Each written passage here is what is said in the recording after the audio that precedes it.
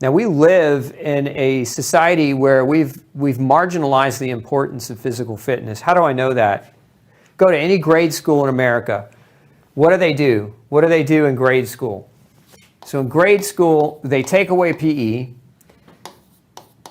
They deprive your children of physical activity, right? So they take away PE and they make them sit at a desk and follow orders all day long and not ask questions. And so again, they make them use their brain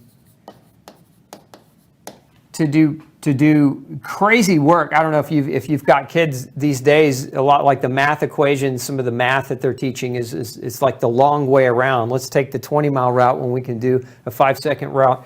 But they wear down these young kids, they wear down their brains all day long, and then they give them hours of homework to then go home and do. So even when they go home, they don't have an opportunity to really go outside and play. So we've overemphasized this to such a huge degree, and we've completely taken the physical education and the physical activity of children, and we've said that has to be extracurricular. If you're going to do that, you've got to join the sports team, or you've got to do something outside of the hours of school and outside of the hours of homework. So we've got this huge imbalance, right? Your physical and your mental activity should be relatively balanced, and it's just not happening. We know it. We've done this to the children, but the adults are just as bad, right? Because what do? Every day you go to work, and what do you do at work? You sit typically at a computer desk, right? And so you're on your butt all day, and you think that going to the gym, maybe if you even do go to the gym, a lot of people struggle to consistently go to a gym, but maybe they get,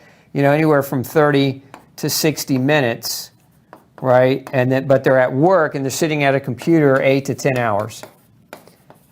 So, you look at that differentiation, you're sitting up to 10 hours a day and you're exercising maybe up to 60 minutes a day or 1 hour a day. And so it's a 10-to-1 differential between activity and actually physical activity and work, right? And so the sedentary lifestyle that we live, and then we go home and we're tired because why? Because we've been here in this headspace all day long, so we're mentally, emotionally drained. We don't have physical energy to do more because our bodies do what? When we sit for 8 hours a day, what do our bodies do? They atrophy, they shrink. Actually, what happens when you sit at a desk is your posture goes forward and your lung fields can't open up, so you reduce your ability to get access to oxygen by about 20% just sitting in that chair.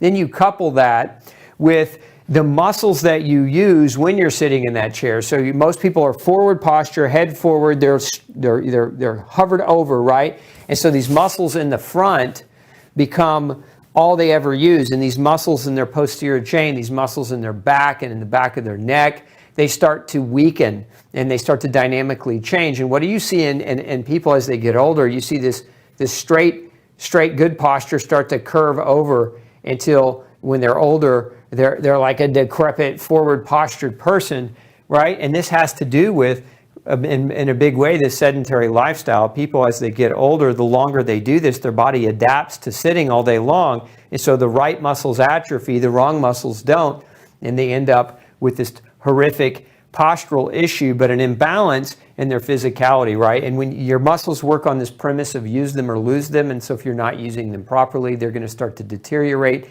and then your physical frame starts to deteriorate, and then what happens is you get pain, right? And then when you get pain, you reach for medicine, right? Pain relief medicines. And many of these medicines affect your liver, they affect your kidneys, they affect your GI tract, they cause vitamin mineral deficiencies. So you're really just feeding the problem instead of addressing it. So sedentary lifestyle is a huge part of the issue, and you have to be able to prioritize the movement that you do in the course of the day if you want to maintain good health and good longevity. And as you get older into the twilight years of, you don't want to become decrepit and kind of sneak away as a burden on society or a burden to your family members. You want to maintain your function as long as you possibly can and not be a burden to others.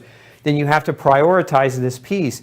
And again, in this case, this woman, her excuse was, I don't have time to exercise. I'm just too tired to exercise. Yet she had time to go to lunch and have drinks taking in poisons, right? So it's not about time. It's not about whether you have time. It's about what you really actually prioritize in your life. And if you commit to priorities and you tell yourself which priorities are the most important for good health and you commit to those, then you won't have an excuse, because really there isn't an excuse. You could say, yeah, but I do have a computer job and I do have to sit long periods of time. Okay, what's the solution to that? Obviously, you've got to figure out where exercise fits in. Maybe it's not the gym. Maybe you do some calisthenics at home. Maybe you add some high-intensity interval training periodically throughout the day.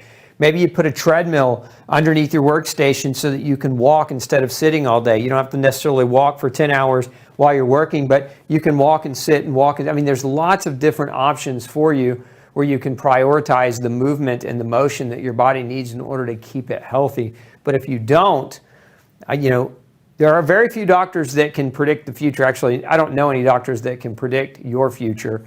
But I can guarantee an outcome if you don't exercise and you consistently overconsume alcohol and you consistently eat out at restaurants who don't care about your health and feed you poison and call it food, and you take medicines to treat the symptoms that you're experiencing because you do those other three things, I can guarantee you will never achieve the health that you're after. And so that being said, I want you guys to understand that these are big ones. There certainly are other things that can sabotage you, but these are things that are non-negotiable. If you're doing these things and you're trying to heal, again, I can guarantee a poor outcome for you if you are.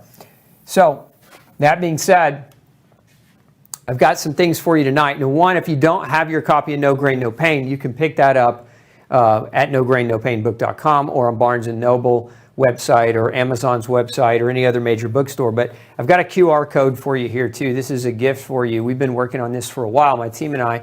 And so what this is this QR code will take you straight to Gluten Free Society, and there's a special page that we've got set up that have No Grain, No Pain, Phase 1 and Phase 2 recipes organized for you. So take advantage of that. Go there, visit that page, because if you're trying to do the 30-day challenge with us, we wanted to give you a resource that you could tap into, a free resource that you could tap into, and really help you prepare the foods and the meals that are going to keep you lined up with Phase 1 and with Phase 2 of the diet. So again, I want to encourage you to use that QR code and that resource as you go through the challenge. Hey, don't forget to check out the rest of the series right here. Make sure you hit subscribe below. And as always, thanks for tuning in.